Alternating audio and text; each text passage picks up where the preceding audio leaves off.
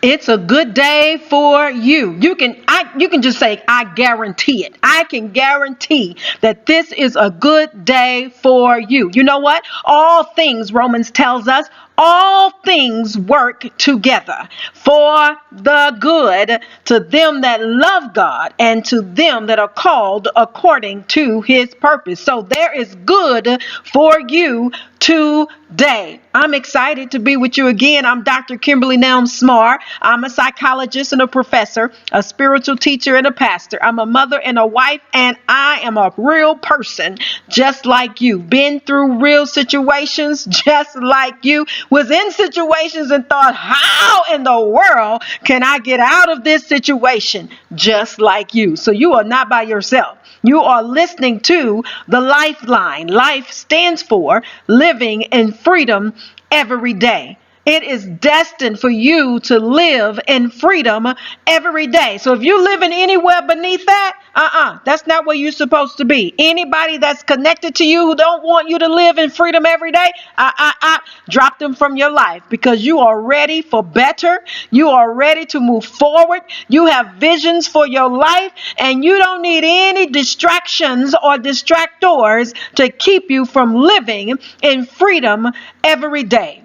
This Lifeline is all about you. God gave me the vision along with my husband, Pastor Maurice Smarr, and we have destined to get together to let you know that there is life for you. You may feel stuck right now. You may feel hopeless right now, but listen to me. Give me a couple of minutes, and I promise you, you're going to feel like living in freedom every day. Because you know what? Life happens. And that's what we deal with on the Lifeline. The issues of life that probably nobody wants to address, or you don't want to face it, or it's already happened. Like, oh, I'm over that. Let me keep on moving on. But there's somebody who needs to know your story. Someone needs to know that they can live in freedom every day outside of our normal worship service times. Every day it is destined for you to live in freedom. No more walking around in a box, in a chain, in a jail cell in your mind. You are destined to live in freedom every day. So this is where we deal with those issues, those marital issues, those children's problems, everything that happens in life. It's illnesses and sicknesses that may happen in your life, layoffs and unemployment that may happen in your life, foreclosure, repossessions, things that may happen in your life. That's what we deal with. The temptations that we go through in our lives, we deal with it right here on the Lifeline. Not to just beat you upside the head and say you didn't live according to the will of God today, but no, to give you the tools according to God and according to his spirit, so you can know what is better for you, and not just what is better, but tell me how to get to the better that God has for me in my life. Now, you want to listen to the other week's video that dealt with being stuck. Yes, we talked about being in that stuck place in our lives and how not to stay in the stuck of your life. You can get to a place where you feel stagnated, where you feel like I'm trying to get through to the other side, the better side of my life, but it seems like what I'm in right now is like quicksand, and it's pulling me down, it's holding me back, and I can't move forward. I started this year, I started this month, you may be saying that, I started this week and this day with a goal for my life, with a vision for my life, and it seems like pushing through is so difficult. That's one reason why you're watching and you're listening to me right now. I'm going to be the one that helps you push through to the other side, to push you through to better in your life, to give you the answers that God has for your life, to push you through to your better, to push you through to your life, to living in freedom every day. I've been in that place where I've been stuck. So I know how to tell you while you're stuck what to do, and how when you get out of that place, what to do. I'm here just to live an example for you. When you are in that stuck place, You want to listen to what we talked about last week about being in the stuck place. But when you are in that stuck place, you don't want to give up on what has already been positively, godly, ordained, spoken over your life. I've told you in that last video that you will not stay in this stuck place. Now I want to tell you, while you're in the stuck, what not to do. Because you're trying to push through, right? So while you're in the stuck, I want to tell you two things that you don't want to do. If you want guaranteed living and freedom every day, you want to hear this. Number one, when you are in that stuck place, don't go back. Why would you say that? You know why? Because when we are in a place where we're trying to get through to the other side, the better of our life, it can be tempting to go back to what feels safe. To go back to what feels normal, to go back to what seems secure, because that's familiar place. We're accustomed to how we used to be treated. We're accustomed to the things we used to do that are no longer good for our lives. Remember, we talked about that. We're accustomed to being around people who are no longer worthy of being in a good place in our lives. So when you're in stuck place, and you're trying to push through to the better place, it can be tempting to go back to what seems safe and familiar and comfortable, even though those things and those people are not good for our lives. Don't go back. Remember when you said, when you were back there, remember when you said, Lord, if you bring me through this, I promise I'll serve you until I die. Do you remember when you said, Lord, if you bring me out of this relationship, I promise not to give myself to anybody else again unless you tell me this is the right one. Remember when you made that vow to God that if you bring me through, if you take me out, I promise not to go back. Did you ever say that? Well, here I am reminding you, do not go back. You may be tempted because you're in an uncomfortable place, but do not go back. You can be in a stuck place and it's tempting to go back to what feels good rather than going forward to what is good. You can be tempted to go what feels familiar rather than going into what's favorable for your life. You can be tempted to go back to the old rather than pushing through into your new. Number one, don't go back. It can be tempting, but don't go back to it.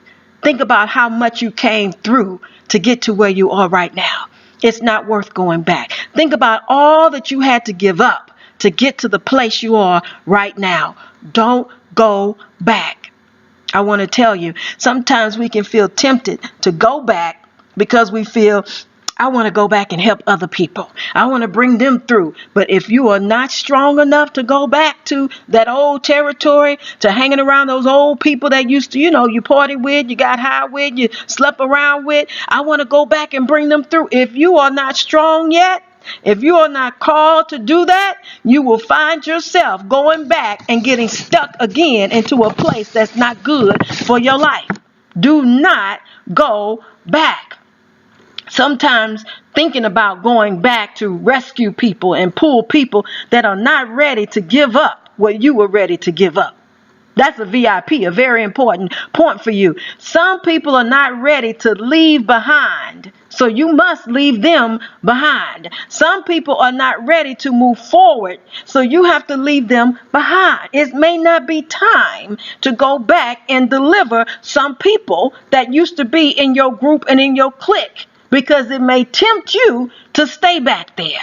If you know how hard it took you to get off drugs, to get off alcohol, to stop whoring around, to give up gambling, to give up cheating, you may not be at the place where you can turn back and go help your fellow brother and your sister. Some people you'll have to leave because they are not ready to leave.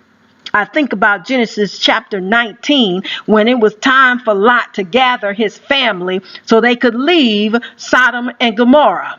Well, when he told his family, he told his sons-in-law, and they laughed because they were not ready to leave.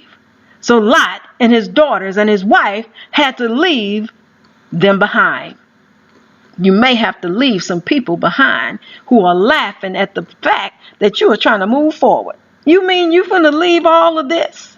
Yes, you may have to make a decision to leave what seems comfortable, the nice house, the big car, the nanny and the maid and all the fanciness and the frills of life. But you know that it is not good for your spirit where you are.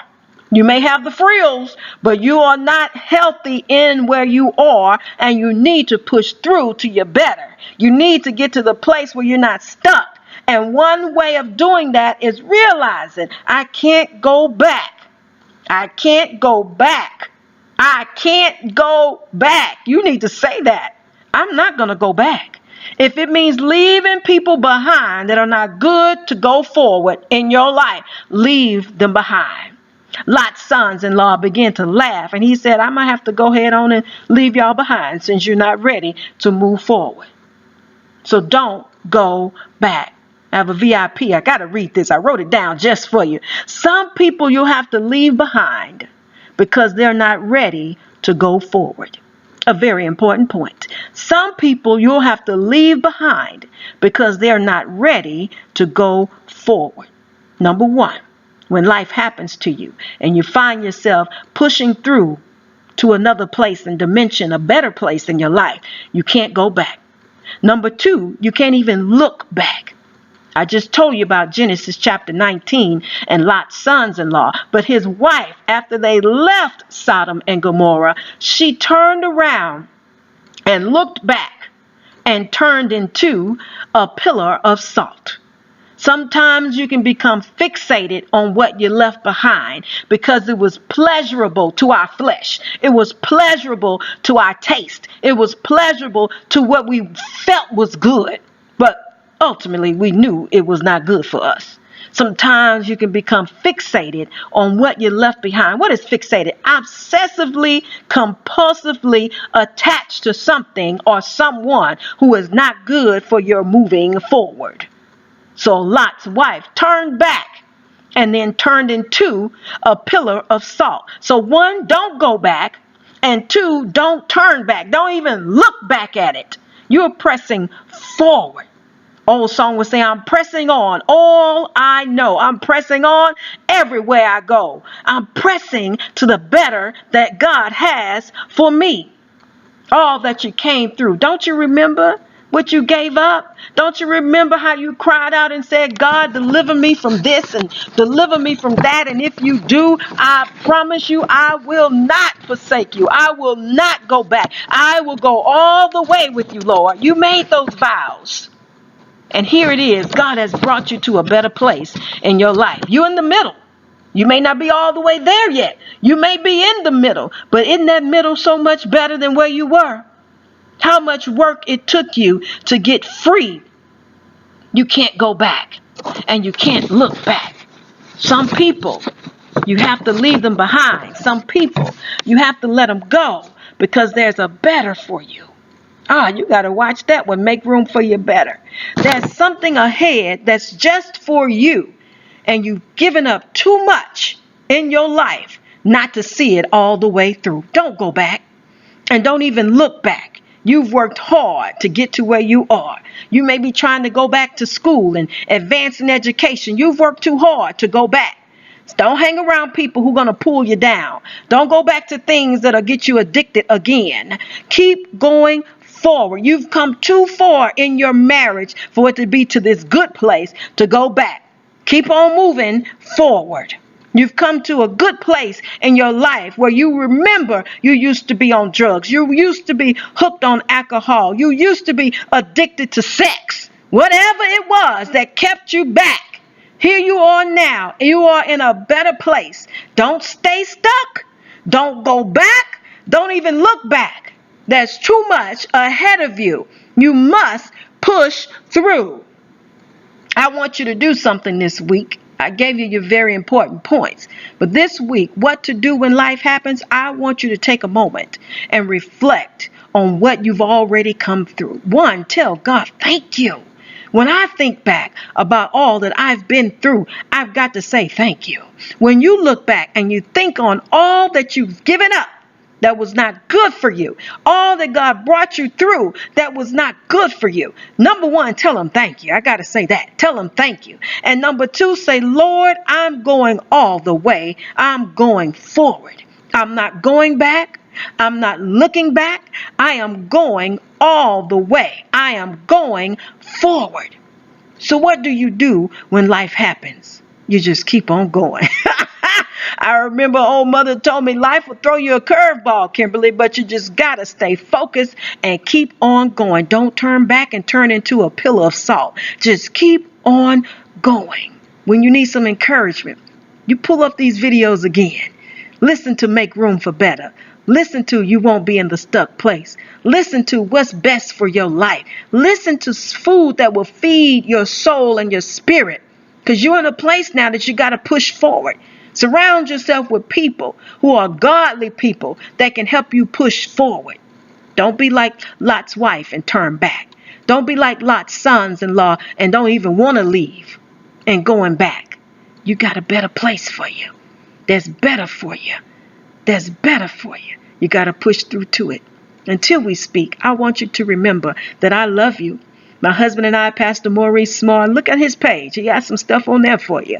We love you until life, not to death. We love you until life. So keep living in freedom every day.